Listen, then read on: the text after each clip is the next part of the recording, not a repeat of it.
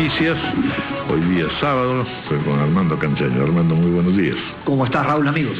Bueno, tenemos varias novedades, temas importantes, y al mismo tiempo vamos a ampliar el enfoque de los sábados porque tenemos un tema que es interesantísimo, aparte naturalmente del tema de la reforma electoral y de la reforma constitucional.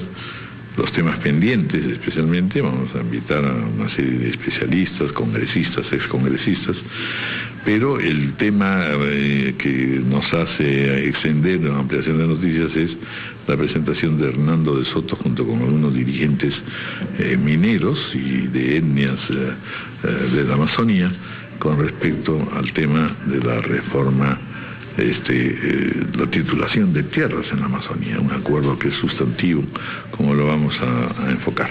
Mientras tanto, vamos a conversar en primer término con el contador público colegiado, el señor Andrés López Necochea, el gerente general de la derrama del Poder Judicial. Y como siempre pasa, pues la ignorancia ayuda a que uno parta desde cero. ¿Qué cosa es una derrama? Que es un término extraño en realidad, no sé de dónde viene ni cuál es su historia.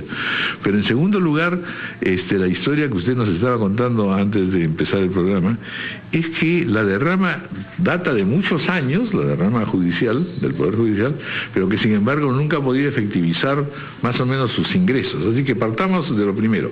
¿Qué es una derrama? Porque podría llamarse de otro término, ¿no es cierto? ¿Qué significa desde el punto de vista de aprobación legal? Que es sobre todo para llegarse fondos, imagino, porque en la derrama, ¿quiénes son los que contribuyen? Finalmente, los miembros, imagino, en este caso de los trabajadores del Poder Judicial. Bienvenido, señor Andrés López. Mi madre, Robert. En principio, derrama es un término que... Acérquese al micro, por favor. Implementaron los legisladores por asociación de ideas de proveer, una proveeduría, nos da a todos, es sobre todos. ¡Derrama! En bienes. La intención de los legisladores no podría ser conocida, en todo caso es muy subjetiva. No, es una cosa histórica, además habría que ver, en fin, de dónde sale ese significado. ¿El país? ¿Ah? De la derrama magisterial, tiene 30 años de funcionamiento, y la derrama del Poder Judicial, que fue creada casi simultáneo, por ley 24032, promulgada en el segundo mandato del entonces presidente, arquitecto Belaúnde Terry. ¿Qué es lo que procura? ¿Cuáles son sus fines fundamentales? La ley le confiere la facultad de constituir un fondo de orden previsional. A la conclusión de... Independientemente de los otros fondos, de los ONP. Independiente de todo otro beneficio otorgado por ley o de cualquier otra... Es un beneficio adicional. Exacto. Pero que ¿quién lo construye? Los propios trabajadores. En función del autoahorro al 3% de la remuneración mínimo vital, que lamentablemente está congelada, lo que hace que sea un fondo pequeño. La RMB 750 al 3% es 22 soles 50 por mes, muy poco. Pero lo recauda del Poder Judicial y después se lo tiene que entregar usted. Es descontado directamente de la planilla única de haberes. O sea, se descuenta. Sí, exacto. Pero no se entrega. Se está transfiriendo puntualmente a la derrama desde el mes de febrero del pasado año. Pero en todos los años anteriores no. No. ¿Y entonces qué es lo que están reclamando? Es justamente ello. El presupuesto de la derrama judicial tiene dos componentes. El 3% de la remuneración mínimo vital, aportado por el descuento de planilla único de haberes a todos los trabajadores del Poder Judicial, que suman aproximadamente 5 millones de soles.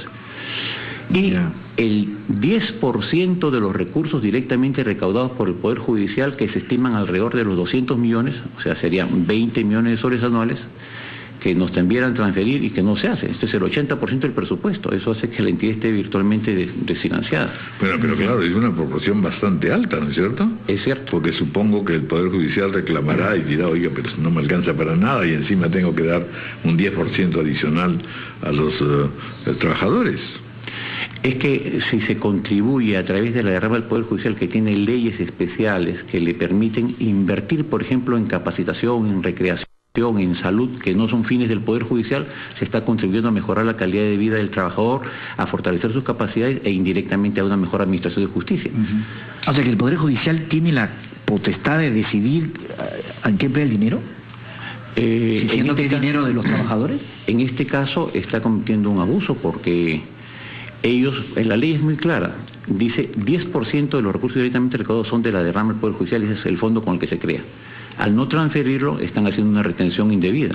Y al usarlo, están haciendo uso de fondos de terceras personas. ¿Qué acciones legales entonces han desarrollado? Acabamos de tener una respuesta por parte de la Gerencia General del Poder Judicial en la que, fundamentado en 2 informes, el de la Oficina de Planeamiento y Presupuesto y el de Asesoría Jurídica del propio Poder Judicial, nos envían, pero al leer sus reportes nos encontramos con que parten de un error.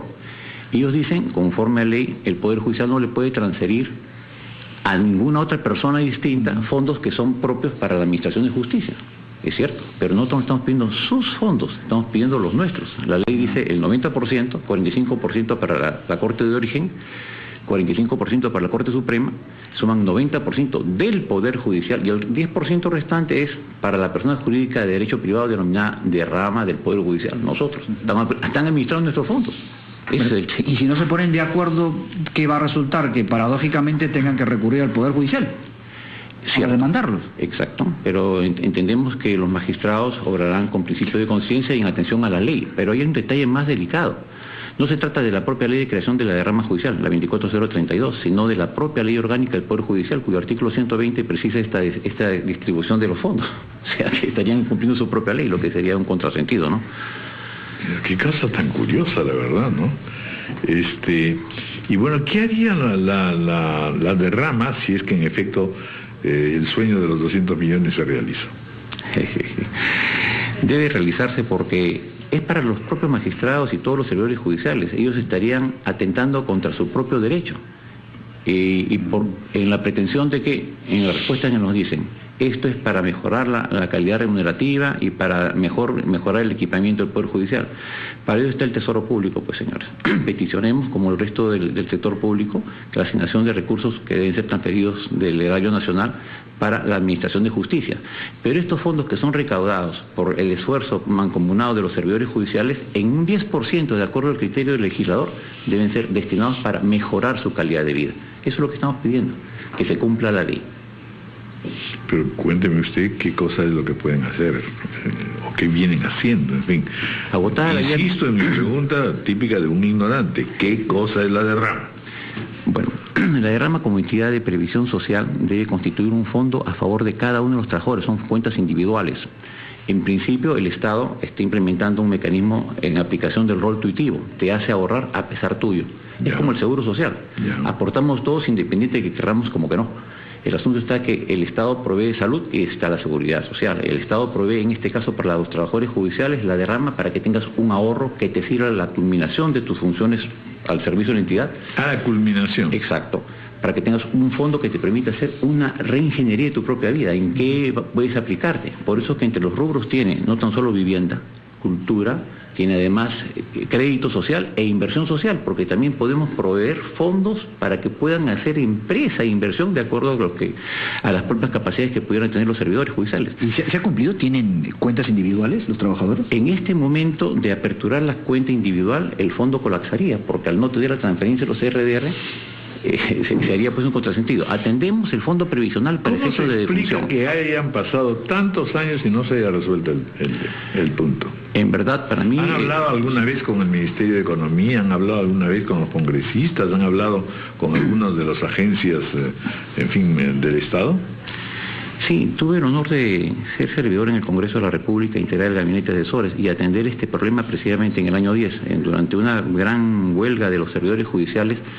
Estos tenían 3 reclamos concretos. Uno de ellos era el que se cristalizó en el bono jurisdiccional, otro era el segundo tramo de la escala remunerativa y el tercero era beneficios colaterales. ¿Cuáles son los beneficios colaterales? La derrama judicial. ¿En qué consiste? Le preguntamos. Habrá que crearla, similar a la derrama magisterial, porque asumíamos que no existía, nadie la conoce. Y nos exhibieron una ley con la data de la promulgación 14 de diciembre de 1984. Que nos pareció increíble, ¿no? Nadie conocía este asunto. Comenzamos a revisar, efectivamente, no había sido derogada, estaba consiguientemente vigente. Lo que hizo fue activarla para que se reglamentara. Se reglamenta a raíz de esta gestión entre octubre y diciembre, sale el decreto supremo el 1 de febrero del 2011, el decreto supremo 001-2011 Justicia, que le da el reglamento de la derrama judicial y con eso consideramos cumplir nuestra tarea. No se pudo inscribir. ¿Por qué? La ley de origen no precisaba la naturaleza jurídica de la persona, no decía si era privada o pública, y al no hacerlo en registro público no se pudo inscribir. Pasaron otros años y mereció otra ley que se aprueba en el Congreso el 31 de octubre, bajo la presidencia del actual ministro de Justicia, el doctor Otárola, hoy ministro de Justicia, en ese momento era presidente del Congreso. Y se aprueba esta ley, la 30.113, que dice la derrama es persona jurídica de derecho privado. Ese parágrafo dentro del artículo primero es lo que nos permite la inscripción, que culmina el 14 de febrero, Día de los Enamorados, de la Amistad y también de la derrama judicial.